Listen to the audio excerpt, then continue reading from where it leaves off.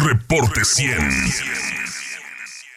Este miércoles será el segundo día de sesión de un foro que ha sido convocado por la Secretaría de Gobernación para analizar la iniciativa de Ley General de Prevención y Protección ante agravios a personas defensoras de derechos humanos y periodistas.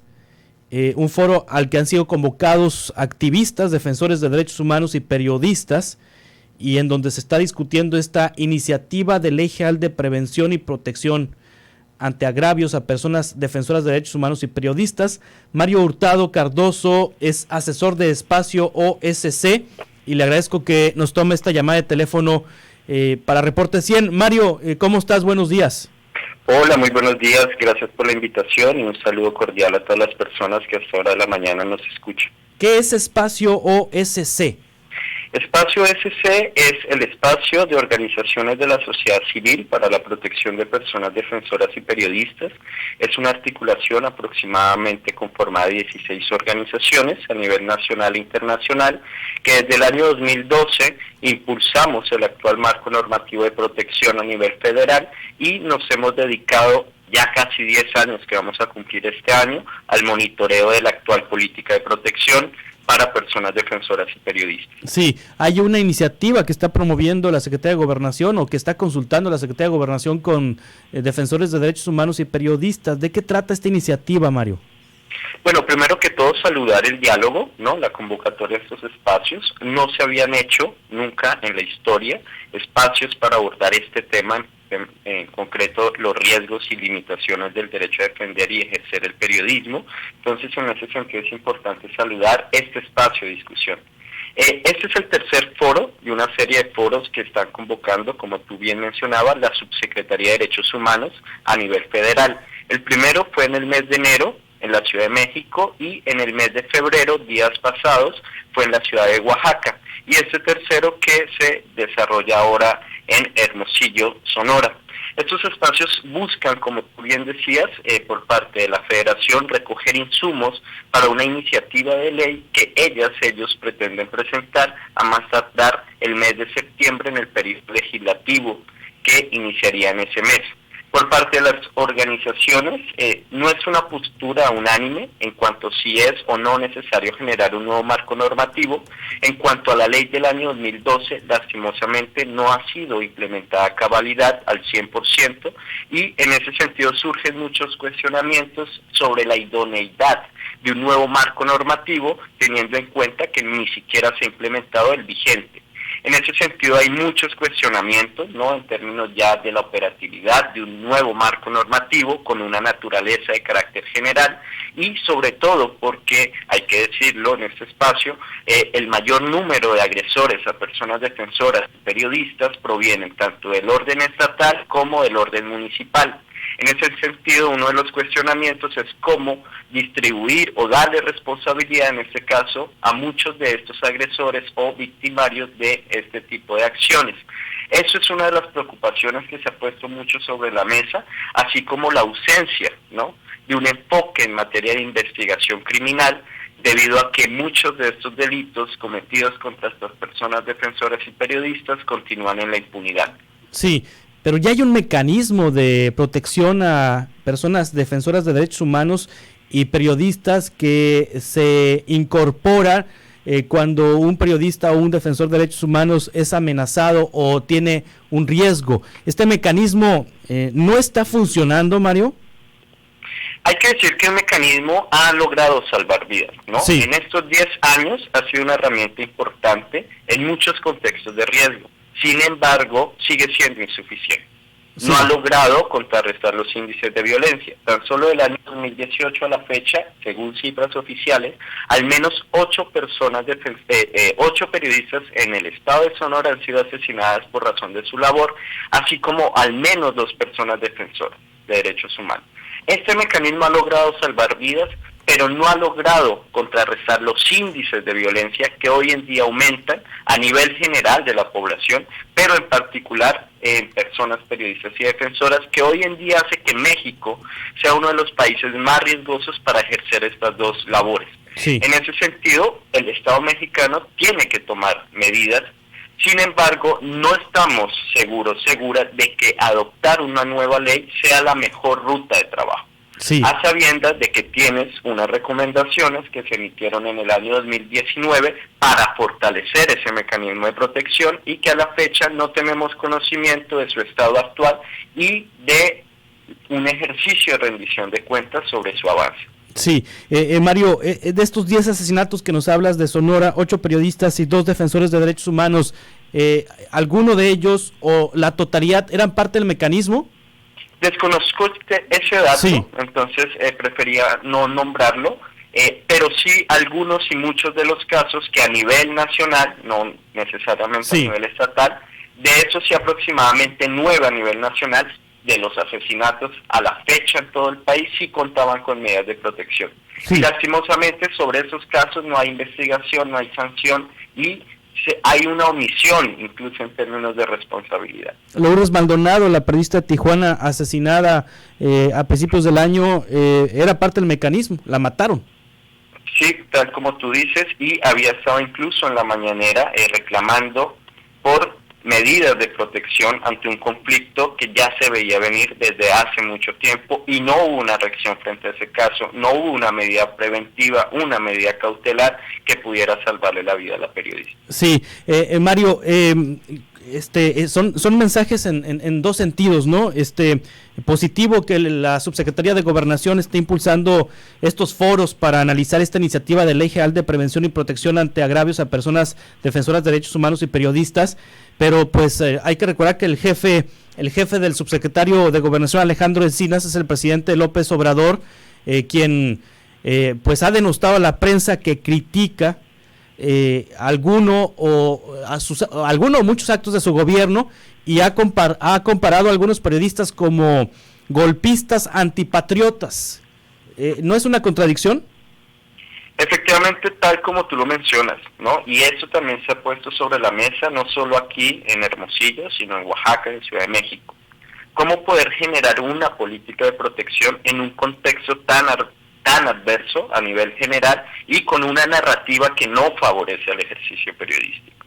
Ante eso, pues, no ha habido una respuesta contundente y lo que vemos día con día es cómo desde el pálpito presidencial se continúa esta serie de denostaciones hacia la labor periodística.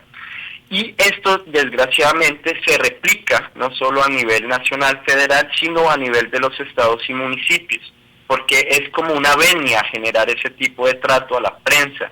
En ese sentido es una preocupación y son muchas de esas contradicciones, como tú bien mencionas, que por un lado se busca generar medidas de protección o un nuevo marco normativo y por el otro lado se estigmatiza, ¿no? Y se agrede, no se investiga. Esos son muchos de los vacíos que se están colocando sobre la mesa, se están visibilizando y en ese sentido es muy importante que todas las personas participen, las defensoras, las periodistas, y que exijan del gobierno estatal y federal mejores condiciones para el ejercicio de su labor, porque si no definitivamente esto no va a cambiar y no se va a lograr sensibilizar sobre todo a las y los funcionarios que, como tú bien mencionas, en muchos de los casos son los principales agresores. Sí, vi muchos funcionarios en la mesa sentados en esta convocatoria que tiene lugar, entiendo yo, en la Universidad Estatal de Sonora, en un auditorio de la Universidad Estatal de Sonora, muchos funcionarios y pocos periodistas y defensores de derechos humanos, ¿o es solo una percepción? No es una percepción, tal como tú bien lo mencionas, eso también estuvo ayer sobre la mesa por parte de las organizaciones, personas defensoras y periodistas, ante el desconocimiento de criterios, uno, en el tema de invitaciones, sí, ¿no? Quiénes participan, de dónde participan, porque algo que también quedó en evidencia ayer, en el primer día del foro, es que no hay presencia a nivel de los municipios, como mínimo de Sonora. Y como tú bien mencionabas al inicio de la entrevista, el título que le llama la Secretaría de Gobernación son foros regionales. Sí. Sin embargo, no hay presencia de otros estados de la República cercanos, como podría ser Sinaloa, como podría ser Durango, como mínimo, ¿no? En ese sentido, no hay una representatividad, no se está consultando realmente a la gente afectada de contextos rurales, de comunidades que defienden su derecho al territorio, al agua, etcétera, que aquí en Sonora ya hay muchos conflictos socioambientales, mineros, por el agua, por el territorio, y que lastimosamente no estuvieron ayer presentes y esperaríamos que estuvieran hoy. Sin embargo, no recibimos respuesta en cuanto a las invitaciones, los recursos para garantizar su traslado de estas comunidades a los espacios de diálogo, así como tampoco tuvimos respuesta de si la gobernación y el gobierno del Estado iban a estar presentes en esos territorios. Sí. En ese sentido, este diálogo, que si bien, como te decía, saludamos, tiene muchas falencias, muchas posibilidades de fortalecerse, y consideramos que es importante porque sí hay que buscar respuestas, ¿no?, a este contexto tan complejo. Sin embargo, la ruta que plantea, en este caso el gobierno del Estado, está hecha a fracasar. Sí, estoy viendo aquí las mesas y como que llenaron las sillas con subalternos de algunos funcionarios de primer nivel del gobierno del Estado en este foro. ¿Y quién convocó, Mario? Estos foros son convocados por la Subsecretaría de Derechos Humanos, sí, de Población y Migración del gobierno federal, en coordinación con el gobierno del Estado. Y como tú bien mencionaste, también fue algo que se señaló el día de ayer, la ausencia, en este caso del gobernador Durazo, así como de puestos relevantes con capacidad de toma de decisiones. Sí. Eso también evidencia la falta de interés en la materia. Y un dato adicional, el 8 de diciembre del año 2021 se firmó entre el gobierno local y el gobierno federal un convenio de colaboración para la coordinación de medidas de protección.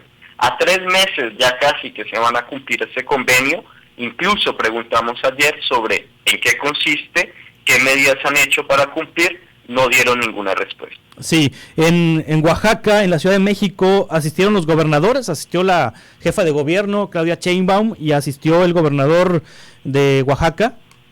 También han sido grandes ausentes, y eso también evidencia las falencias, porque ¿cómo vas a poder querer echar a andar un sistema a nivel nacional si ni siquiera logras coordinarte con gobernadores de tu propio partido, con secretarías a nivel federal? Y en ese sentido va a ser mucho más complejo con gobiernos estatales, municipales.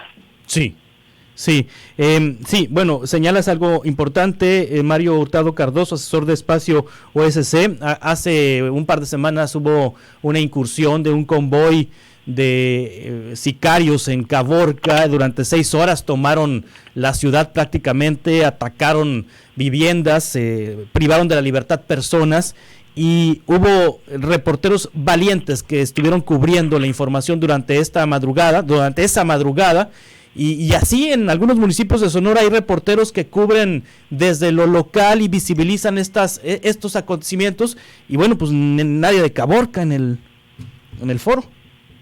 Tú mismo bien lo mencionas, ¿no? Son muchas las falencias, sí, que es importante evidenciar, denunciar, porque lastimosamente en muchos estados del país, y no es la excepción de Sonora, hay muchas zonas de silencio. Hay zonas donde no se documenta, donde el riesgo es mayor, donde el riesgo a la vida e integridad de esas personas están en juego, y que lastimosamente no se les está consultando. Es importante escuchar esos testimonios, ¿no?, con las debidas medidas de privacidad, de protección, pero que sean tenidas en cuenta, porque si no va a ser una posible ley, no sabemos de qué naturaleza, de qué funcionamiento en términos ya de redacción, pero que puede ser muy innovadora, pero poco operativa, ¿no?, en términos de reconocer las diferencias territoriales y necesidades de las personas defensoras y periodistas en cada uno de los espacios y territorios. Sí. Mario Hurtado Cardoso, asesor de Espacio OSC, muchas gracias por tomar esta llamada. Estamos en contacto para seguir conversando sobre este tema, si te parece. Muchas gracias, y bueno, esperemos que surja algo en este segundo día distinto. Igual invitar a toda la población en general a que se sume a estas discusiones, porque cuando matan a un periodista, cuando agreden a una persona defensora de derechos humanos, no solo afectan a la organización y al medio, sino a la sociedad en general. Se pierde una voz, en este caso de las y los periodistas de información, y se pierde un líder o lideresa social que aporta al ejercicio democrático del país y a mejores condiciones de defensa de derechos humanos. Gracias, Mario. Estamos en contacto. Hasta luego. Reporte 100.